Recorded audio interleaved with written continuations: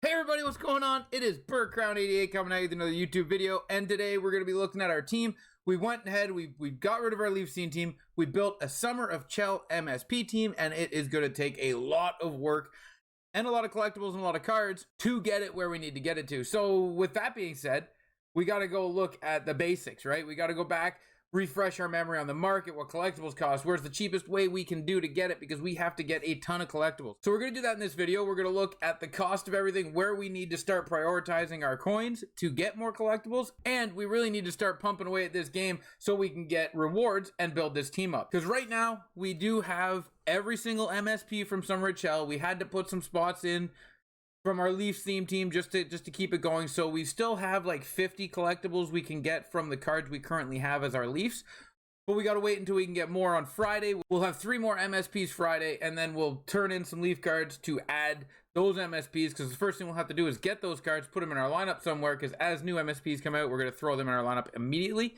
no matter the overall. If you do want to check out that video, guys, because you want to get caught up on what the team's at and what we did and how we got where we are, that video was released yesterday. Go check it out. And if you want to keep up to date, hit that sub button and notification bell so you don't miss anything in the future on how we build this team up and how expensive it's going to be. If you do like the video, guys, give it a thumbs up.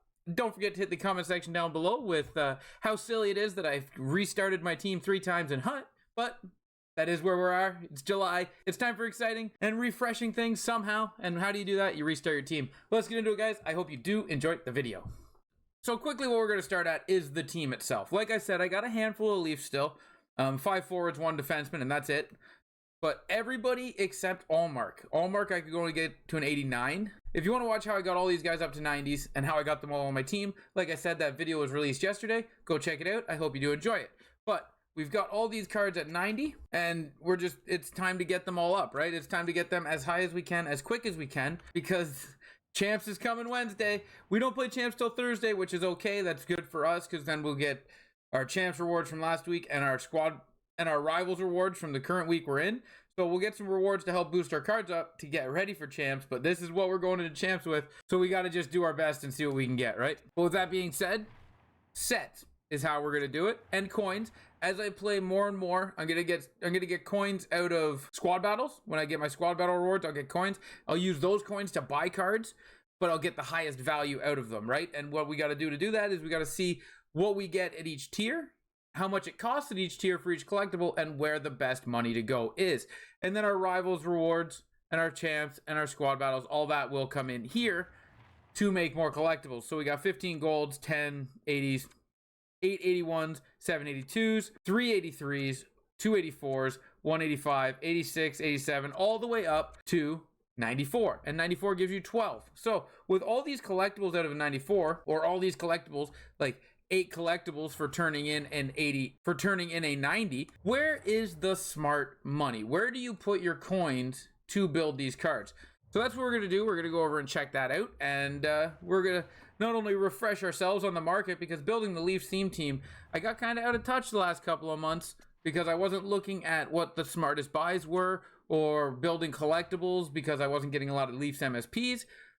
So we got out of touch. So let's go refresh our memories, and let's see if this helps you guys out as well. So first things first, we will start with the gold cards. Now, gold cards usually typically run around 750 coins. If we can find them cheaper, great. But at the end of the day, so there's 14, you can get them maybe for 700 if you wait and be patient. But at the end of the day, 750 times the 15 you're gonna need puts you at 11,000 per collectible. That is just not where you want to be. And the reason that's not where you want to be is because that's just too much, right? You're aiming for 5,000 a collectible. From what I remember doing this back in February and March, 5,000 a collectible is the price you're chasing. So you just go from there. 950, there is no 80s at 950. Usually you'll get a handful of them in there. There's not even 80s at, so the 80s are sitting around 1,000. And maybe if you're patient, you can find some for a starting bid. Yeah, like starting bid at 950. That is, you wouldn't want to go any higher than 950. Now the 950 one is 9,500 coins to 10,000 coins per collectible. That's no good. And we're gonna skip ahead to the interesting one, which is the 83. But if you're wondering about 81s and 82s, 81s and 82s sell for 1,000 to 1,200, and with them being one collectible, how many cards you got to buy. It's like 8,500 coins per collectible. So those are no good. But when we get into the 83s, it gets interesting. So we have a card here at 2850, 2850, 2850.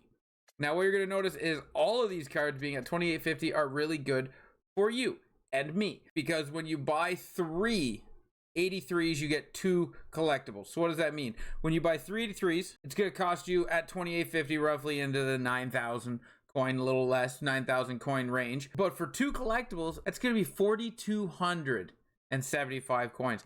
That is going to be under the 5,000 mark, which you're looking to get. And there's lots of them up, 10 of them up, right? So you know 2850 is a good price for these. And that's telling me, like, unless I can get a price cheaper than 4,200, the 83s are where you should spend most of your time. Now, when it comes to 84s, we need 2 of them.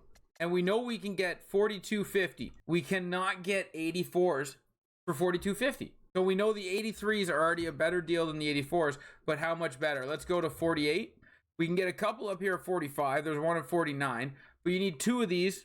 Much like the 83s, you need 3. You need 2 of these to make 2 collectibles. So this, whatever you pay per card is what you're paying per collectible. So 45, 46, 49, or 44 is what you're paying per collectible. So the 84s are not it. Now when it comes to the 85s, 185 gets you two collectibles. So what you're looking for is a price to bring it down to that 4,200 by dividing it by half, right? So 9,000 for these 2 cards is 4,500 per collectible. Still below 4,500, still below 5,000 per collectible, which is good. But if we can get the 83s for 4,200, that's where you should lie all your focus on. As long as you're getting 83s for 2850, just keep buying them up, because you're saving yourself coins in the long run. And those coins in the long run add up, because doing it the 83 route, getting all 115 collectibles is 491,000 coins. That is a lot cheaper than if you blow your coins on, say, the gold players, for instance, at 750 coins. Yes, it seems like you're putting out less at that time, but in the long run, it's way more. Actually, double. If you do it the gold route, you're paying 950,000 coins per MSP to get to a 99. Now, this one's being auctioned at 12 because that's what people are comfortable paying. When it comes to 3, you're dividing 12,200 by 3. But 13.5 in and around there, if you can get that price tag, that's where you're paying your 4,500 coins, which isn't bad. 12,200 is a steal. This person's going to get good return on their coins for that collectible. Well, 3 collectibles, but in the long run, 13.5 is still too high compared to the 83s. But 13.5 is the highest I would go on an 86 to keep myself at that 4,500 under the 5,000 coin limit. Now this is where things get a little overpriced. So to stay at 5,200, you have to find 87s at 26,000. Anything over that is crazy bad value.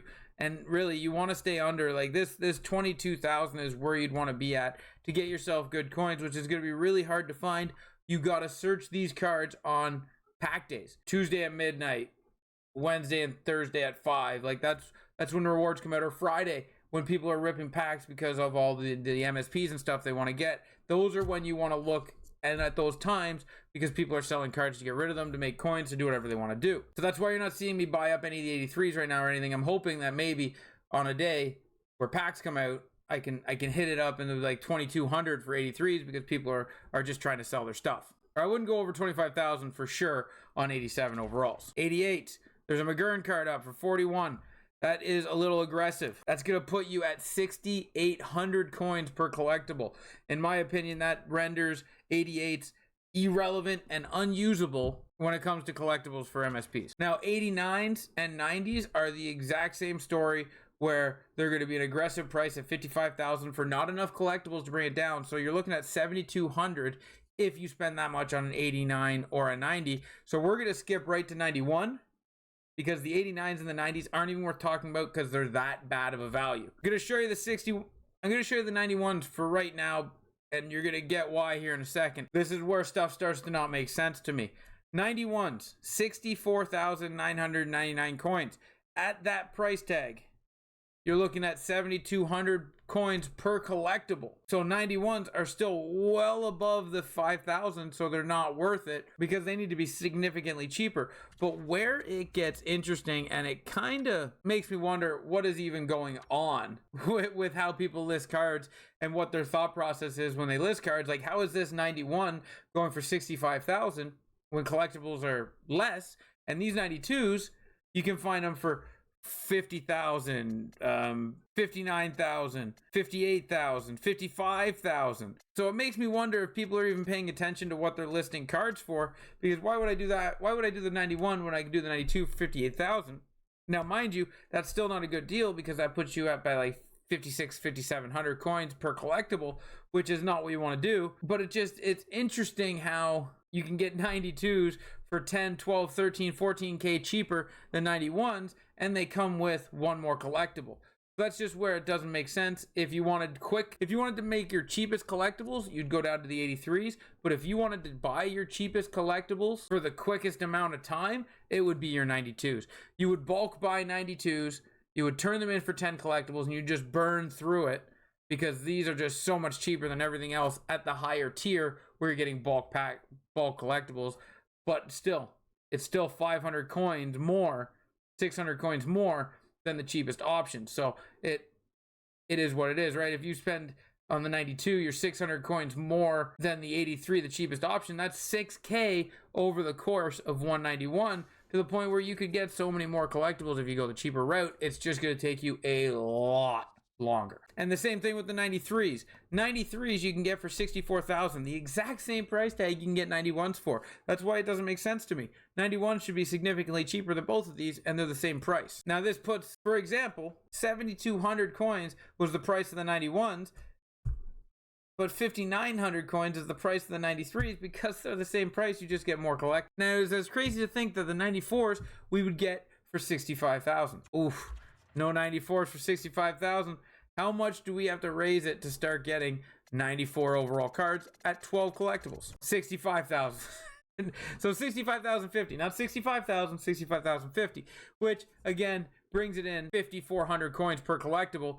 So it's just, the higher you go, the less time you're going to put into it, but the more coins you're going to put into it. And when it's more coins, it's a lot more coins. You're talking like 6,000 to 10,000 coins per purchase.